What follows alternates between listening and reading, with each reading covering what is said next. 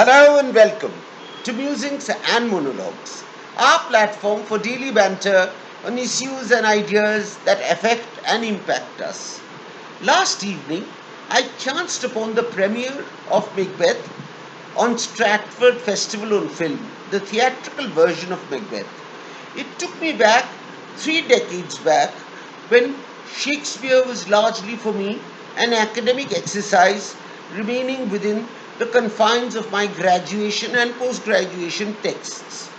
But I feel that Macbeth remains as relevant as it was then, even today, given the whole consonances it raises and the context within which it is placed to make it an urban, contemporary, modern play, a play that affects the times as of now, not as a reflection of days that of yore.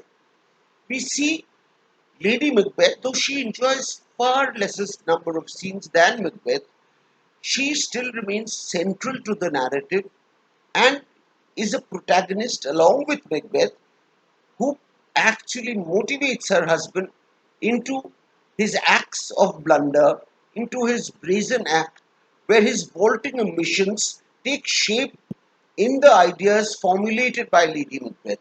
We see her first reading a letter from Macbeth and starts with a fatal pronouncement that invites Duncan into her den, into her den of vice. And she goes on to say, "Come, ye spirits, unsex me from head to toe." It is the unsexing of Lady Macbeth, which she does deliberately, which has Freudian overtones to it. It is almost an Oedipal kind of a relationship between Macbeth and his lady.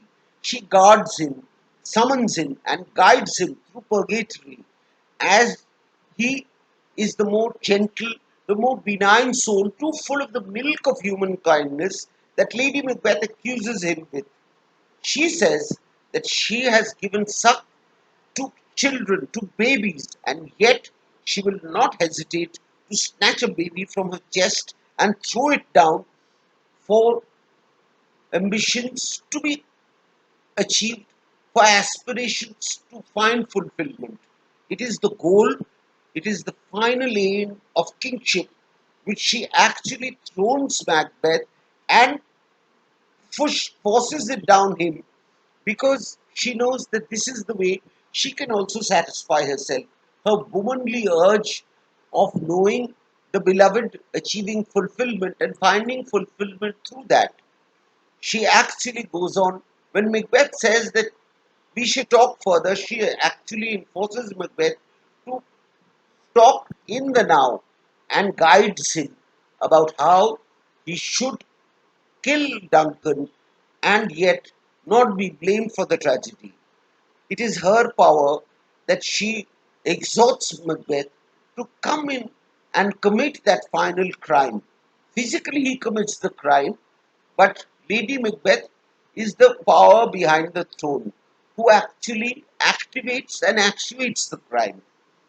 But here, it is over here Shakespeare uses a beautiful line to show Lady Macbeth's infinite womanly traits, where she says, "Had he not resembled my father as he slept, I'd have done it," implying that Duncan resembled her own father, actually kindling in her the spirit of the daughter in her heart, though she immediately disguises it with a lot of other conceit when Macbeth comes down and actually being shattered by the final act that he has committed.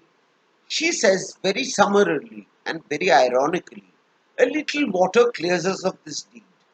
And she had also warned Macbeth before, in the 2 scenes ago, that your face, my tale, is a book where men may read strange matters. And this is the strange matter. She wishes to take off Macbeth's mask and put it on the mask of benevolence on him.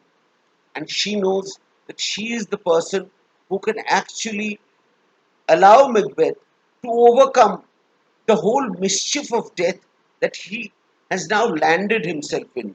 Macbeth immediately becomes delusional and starts talking about him sleeping no more. Macbeth shall sleep no more. Corder shall sleep no more. It is Lady Macbeth who pursues him to follow that no, as a king, he will get his fine sleep and yet be charge of the entire battlements which he had aspired for.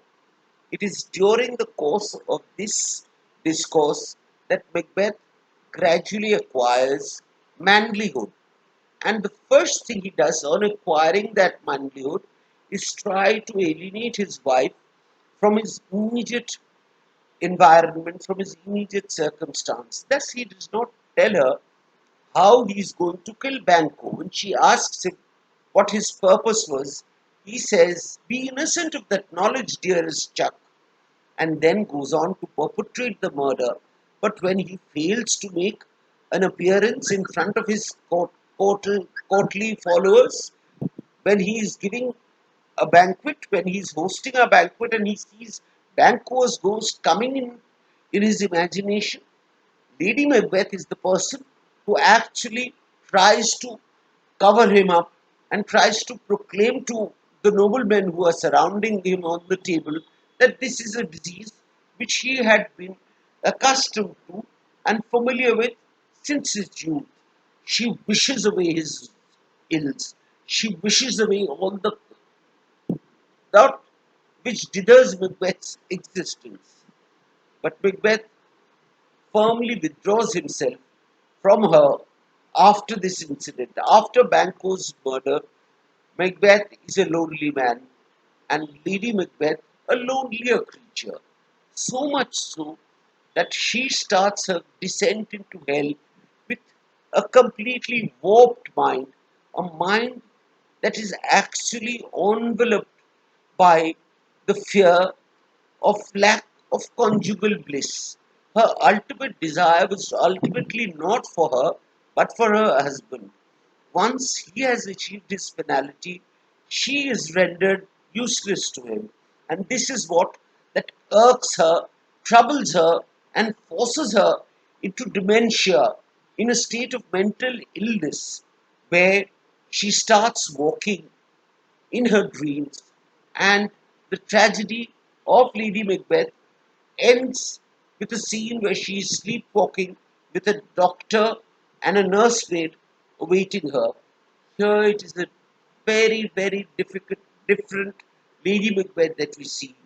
A woman so completely broken down because of the loss of husband's attention, because she knows that all the perfumes of Arabia will now not sweeten this little hand, which was smeared with blood, and she wants to curse it out, damn it, spot. She starts her soliloquy in her last passage in the play, and she goes on to talk about happier times, merrier times, and then descends back into the abysmal depths of her present by portraying the lack of coordination between a couple, the lack of empathy flowing between the couple, and she urges Macbeth to come back to the normalcy of the marital status that they shared when the play began.